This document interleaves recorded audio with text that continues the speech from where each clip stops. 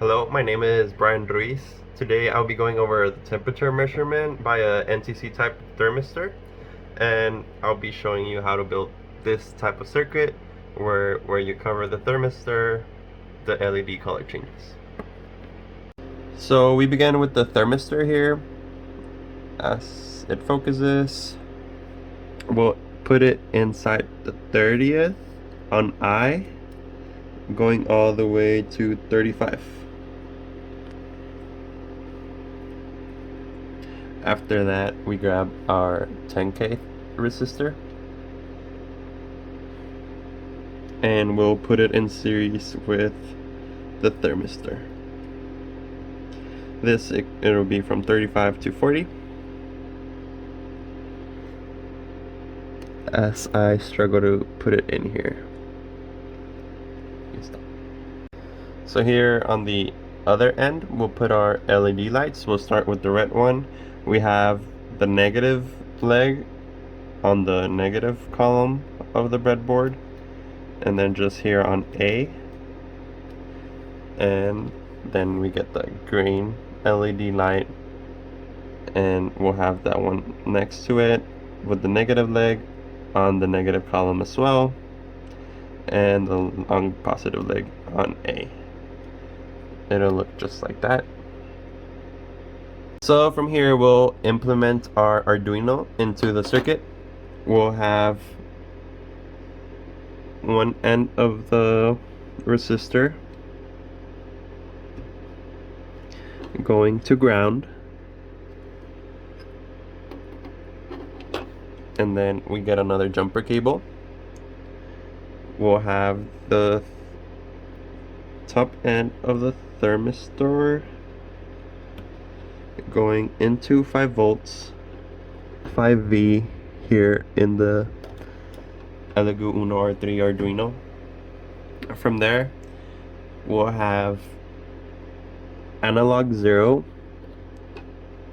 right on 35. It should look like this.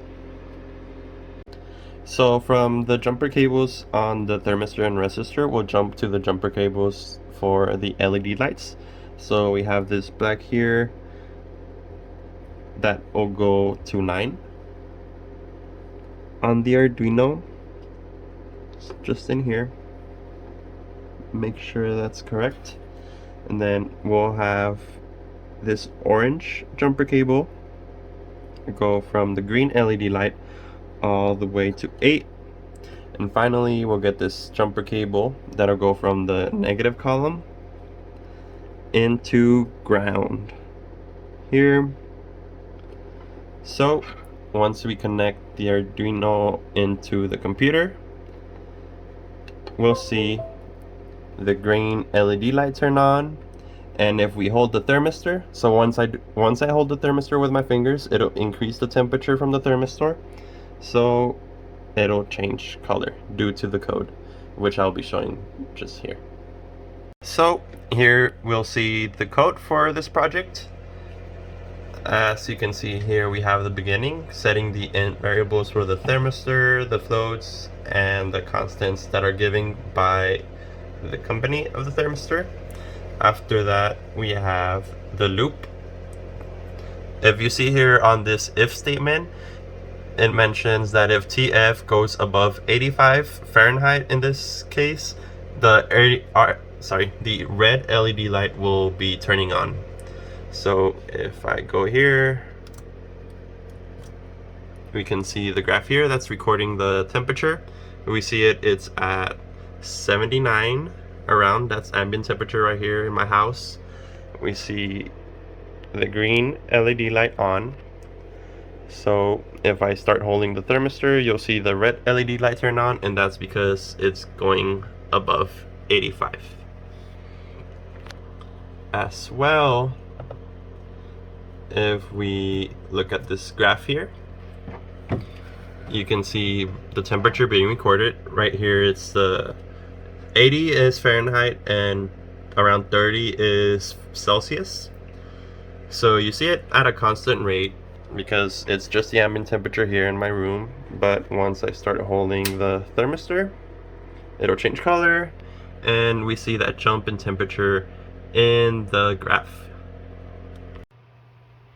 So thanks to this project and the circuit here that we built today in this video, I was able to understand how a thermistor functions and, well, its main functionalities. For example, in this project, we can see that there's a decrease in resistance when there's a temperature increase, thanks to the code also that was implemented. We also know some of the real life implementations of thermistors, such as the circuit protectors, which would protect it from overheating, will protect the circuit from overheating.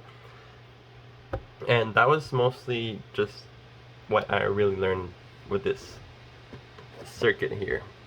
Covering the thermistor, we can see the decrease of resistance, which allows the red LED light to be turned on. And once again, once the thermistor reaches ambient temperature below 85, we can see that it turns back to green.